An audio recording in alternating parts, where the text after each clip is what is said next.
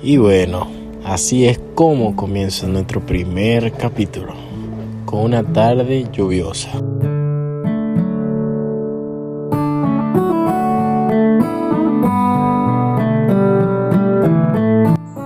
Bueno, el clima cambió totalmente y ya nos dirigíamos a la iglesia.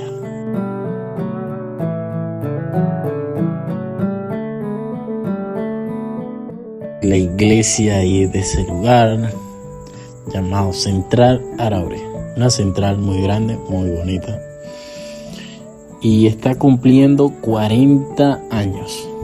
Y nosotros queremos saber cuál es la experiencia, cómo comenzó y el proceso que obtuvo esa iglesia.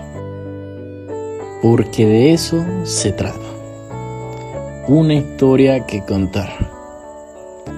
Hay muchas cosas, experiencias, testimonios que van a ayudar a muchos a surgir, a crecer. Eso es inspirador. Y queremos saber. Y en este camino que vamos a recorrer, que estamos iniciando, que aún nos falta mucho, pero sabemos que vamos con toda. Queremos saber la historia de esa iglesia.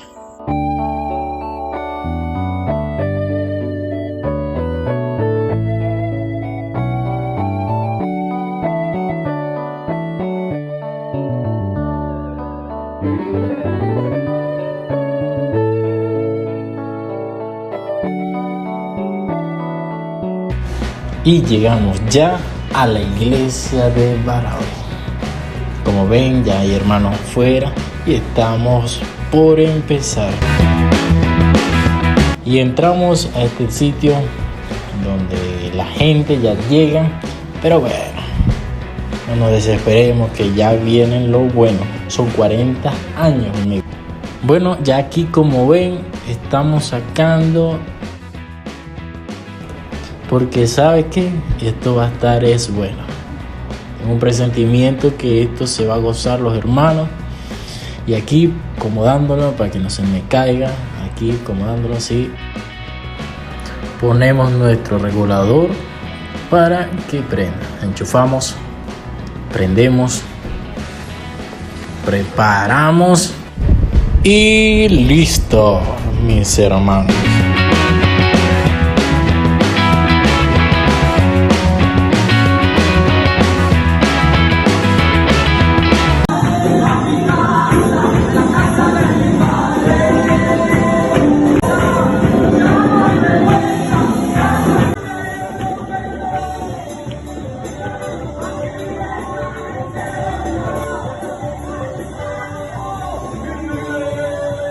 Ajá, ahí me encontraba yo, haciendo los acordes prohibidos.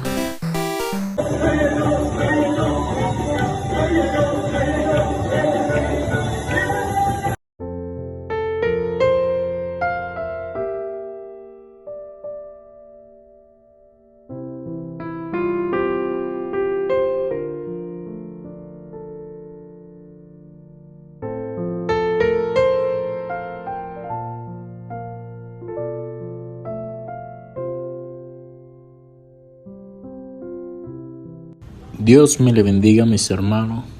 Hoy nos encontramos con el pastor Alejandro Sánchez, supervisor del distrito Portuguesa Norte. Él tiene una historia que contarnos. Hermano, Dios me le bendiga. Ante todo, un saludo para todos. Baraure para mí ha sido un punto muy importante de referencia.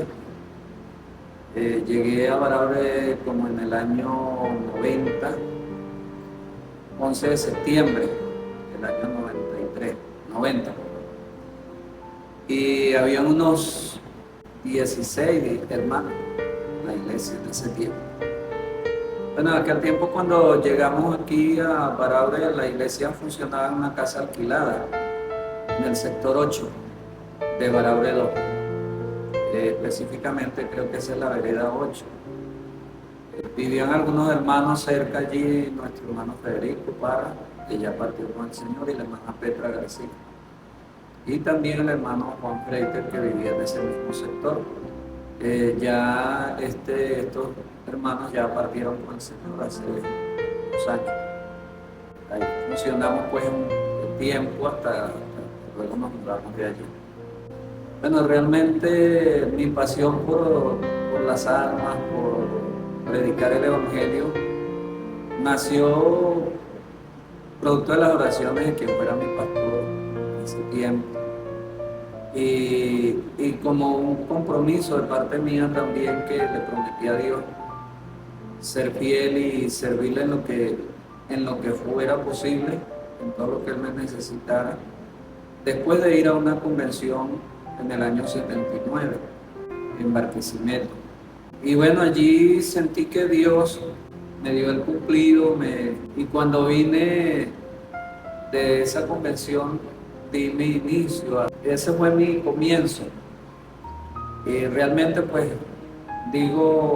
tomo un dicho que decía mi pastor, que los grandes hombres comienzan siempre de abajo para arriba. Y algunas veces me tocó barrer el templo, ordenar las bancas, pasar coletas y hasta cuidar algunas veces el templo cuando el pastor estaba ausente. Ese fue mi inicio. Realmente hasta ese momento no tenía verdaderamente el descubrimiento de mi llamado al ministerio, hasta que un día el pastor me dijo que si yo aspiraba a la obra. Y bueno, yo le dije que si esa era la voluntad de Dios, pues estaba dispuesto, porque yo había prometido servirle al Señor con todo mi corazón. Y de allí en adelante pues me sentí apasionado por las cosas de Dios, hasta que fui enviado al Instituto Bíblico. Y en el año 81 fui al Instituto Bíblico, y cuando vine de allí fui instalado como pastor. Bueno, yo vengo de una familia, de pequeño asistía a la iglesia, desde niño, con los abuelos maternos. Ellos eran cristianos, asistían a otra congregación en aquel tiempo, y habíamos varios nietos, aparte de los hijos de los abuelos, de mis tíos, y asistíamos cuando estábamos allí a la iglesia. Muchas veces estuve en el coro. Ya cuando uno crece, pues, y no está, como dice, en el caminar, en el vivir, de un lugar a otro, pues viví mi juventud. Fuera esa juventud ya desde los 14, 15 años en adelante, viví una vida mundana, más o menos hasta los 17, 18 años, que fue cuando llegué al Señor. Más me predicaron fue el hermano mío mayor y mi papá.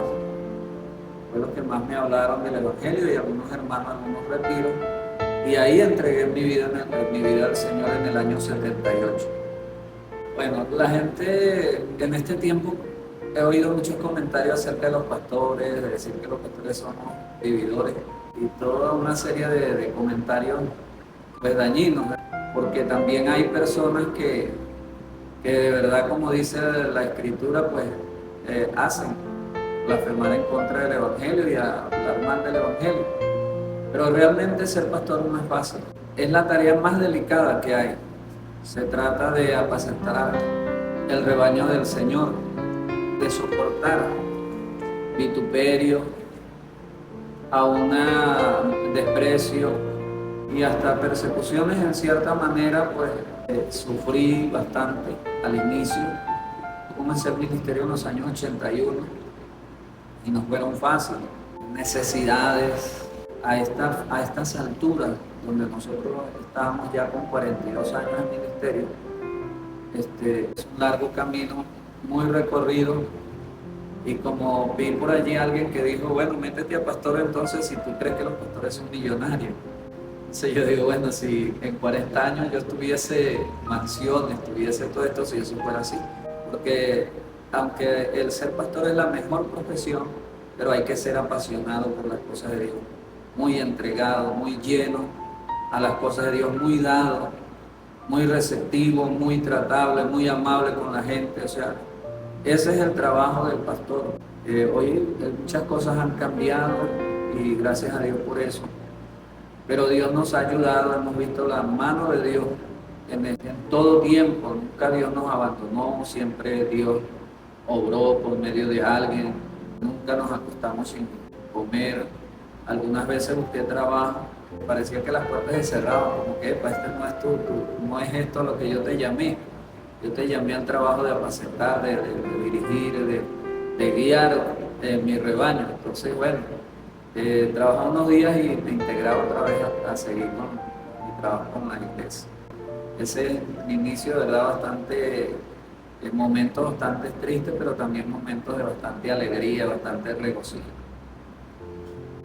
Bueno, al principio, en mis inicios, en la semana que fui instalado como pastor, uno de mis amigos, hermanos, jóvenes con los que compartí en mi juventud en la iglesia, fue y me dijo: "Ya lo veré dentro de un mes llorando en la iglesia porque usted no es capaz". Y yo le dije: "Bueno, yo realmente te voy a decir algo, no me vine aquí por emoción, yo sé la responsabilidad que tengo, toda, con todo el conocimiento, con toda la responsabilidad. Y mientras Dios esté conmigo, yo sé que eso no va a ocurrir".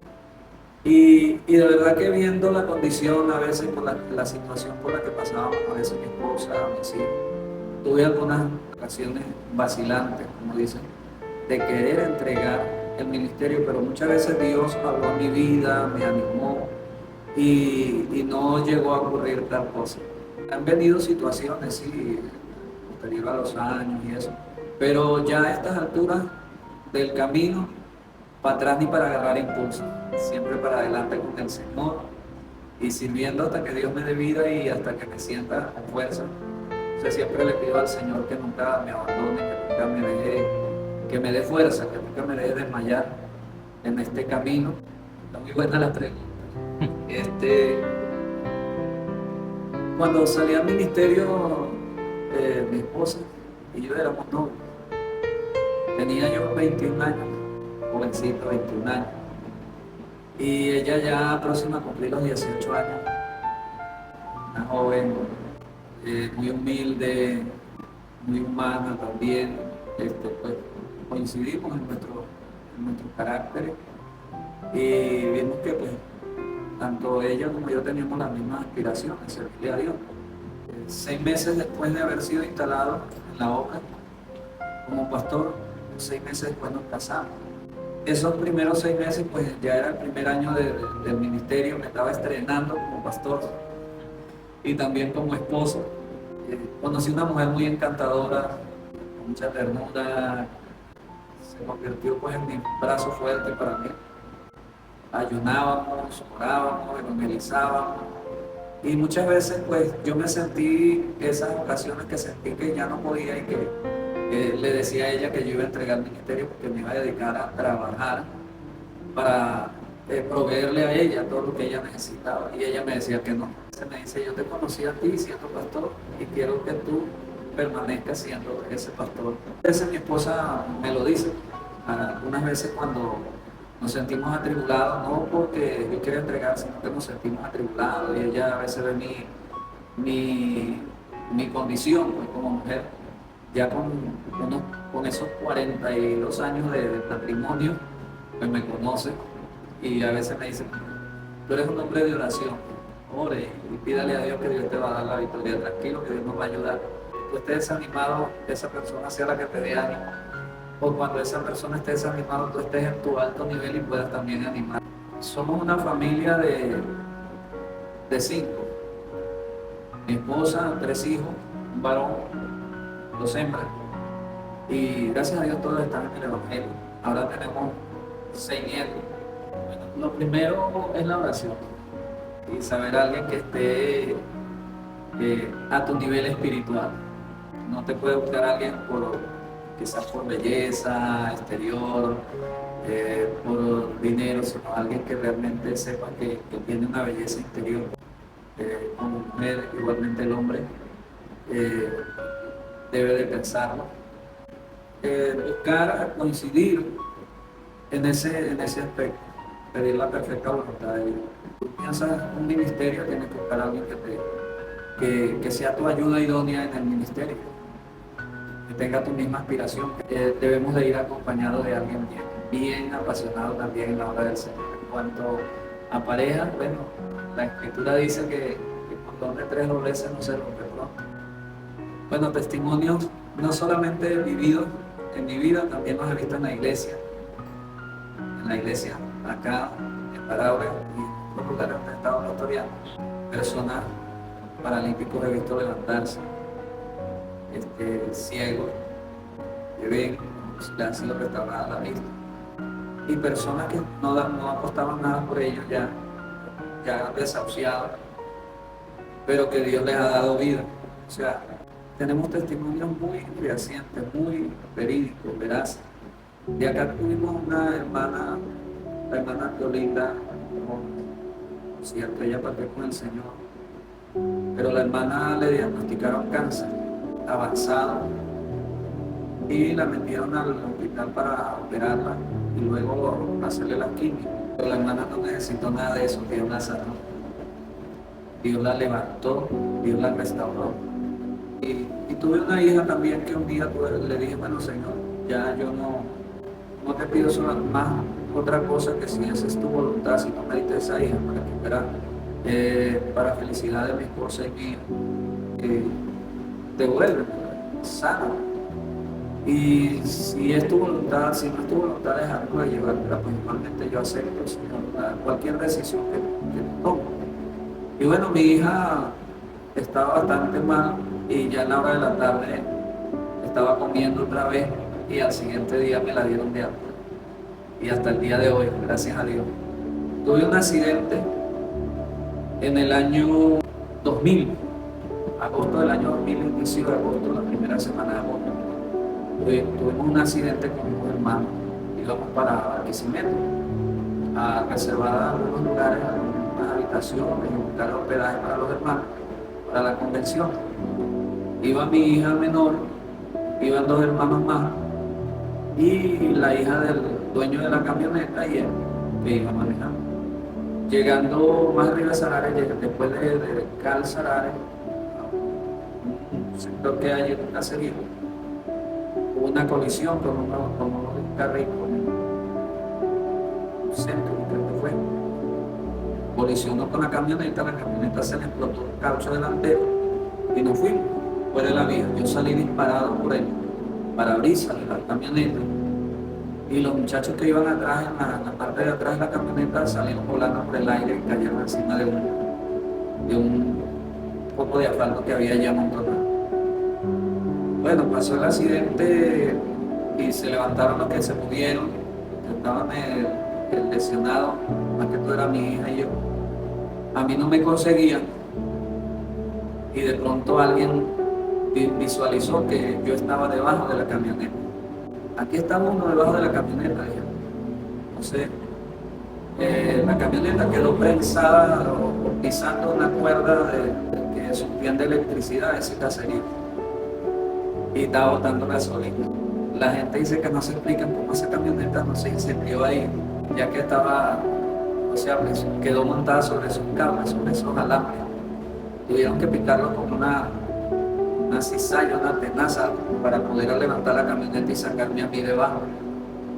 Los hermanos que estaban allí, el dueño de la camioneta y dos más, uno de ellos, el hermano Francisco, el hermano Giovanni, se pusieron a orar por mí, porque no está muerto, está muerto. Ellos estaban orando y volví otra vez. En ese momento llegaron los paramédicos, la ambulancia y me trasladaron a Barquisimeto, un día sábado. Muchos pensaban que yo me moría ese día. Y en el hospital, pues, los médicos vieron también mi situación, mi cara quedó desfigurada, todo el lado derecho, parte de la nariz, acá, se me nota algo, brazo, fui operado después. Pero lo cierto es que el lunes me dieron de alta y me trajeron para acá, para la casa. Yo no podía caminar. Y gracias a Dios que Dios hizo esa obra en mí, que Dios me levantó, me resucitó, me devolvió la vida, porque quedé debajo de la camioneta y me sacaron de allí sin vida prácticamente.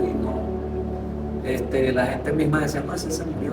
Tiempo después, cuando pude, fui con un hermano a visitar a la gente de la casa que estaba al frente de donde quedó la camioneta y se quedaron sorprendidos cuando me vieron. Ellos comentaron cómo fue todo, más que yo, pues. Lo demás yo no sé. Pero doy gracias a Dios por ese gran milagro. Ese es un testimonio. Varios hermanos me vieron, hermanos que me vieron, todo desfigurado, lloraron cuando me vieron el estado en que yo estaba. Y otra de las cosas más recientes fue cuando vino el COVID. Yo estuve casi un mes con COVID y alguien pues, decía que yo no vivía, que me iba a morir. Y realmente pues sí, llegué a un momento en que ya yo no podía más. Estaba allí luchando, batallando. Pero de pronto alguien habló a mi oído y alguien dijo que yo me morí. Pero alguien me dijo al oído, todavía no. Y en ese momento, cuando yo oí esa voz, todavía no, pude respirar. Y de ahí en adelante me recuperé. Doy gracias a Dios por todo. Eso para contar pues entre muchos otros testimonios. He podido abrir otras obras en otros lugares, acá cercano, en La Lucía, en Quebradiano, en El Cerrito. Hemos sido parte de la reapertura de la obra en Villarama y la apertura de la obra en el barrio Bicentenario. Más recientemente, pues, el año pasado, la obra en La Tapa. Y luego pues, seguimos en Montañuela, gracias a Dios. Estas iglesias están avanzando y creciendo porque la obra del Señor, la obra no se detiene. Somos la iglesia pentecostal unida, la iglesia que predica el Evangelio en el nombre de Jesucristo. Que Dios a nosotros nos ha sido propicio y creo que muchos pastores, pues si les hicieran este tipo de entrevistas, tendrían muchos testimonios que contar. Yo me inicié en el año 81 en Barranca, Estado Barinas, fundando una iglesia desde cero y ahí servimos durante unos 7 años casi, 6 años, casi 6 años en Barranca. Y iniciamos la construcción del templo, techamos y no lo terminamos totalmente porque aceptamos un cambio para un pueblo de Barinas también hacia el cerro llamado Sabana de los Negros. Y allí estuvimos 3 años. 3 años en Sabana de los Negros. Me gustó mucho el lugar, era el campo, hubo gente que nos apreciaba mucho ahí en este lugar. Y bueno, conseguí gente que nos ayudó. Construimos el templo, ahí está el templo de Sabana de los Negros. Y luego de allí fui trasladado a Biscucuy. En Biscucuy estuve 3 años también. Ahí no construí, pero sí estuvimos trabajando. Bautizamos a algunos hermanos. Luego en el año 90 fui trasladado a Barahona, a este lugar, a esta tierra hermosa. Hemos permanecido por unos 30 años. Y gracias a Dios, pues, Dios nos proveyó este hermoso lugar que tenemos. Una iglesia con una membresía que oscila entre los 130 y 140 personas.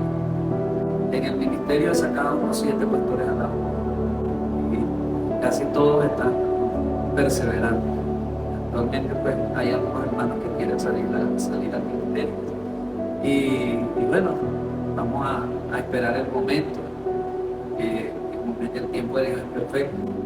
Mis inicios como pastor fui coordinador misionero. Cuando Portuguesa la iglesia era pequeña, nos tocaba trabajar bastante durante unos 3-4 años como misionero. Luego pasé a ser el corresponsal de la revista Hechos Pentecostal por un tiempo, por unos 2 años. Y después pasé a ser coordinador de oración. Luego cuando se restableció el departamento de la dirección de Avisón, fui coordinador de Avisón por 2 ocasiones seguidas. Y en el año 2001, pasé a ser tesorero nacional de Avisón.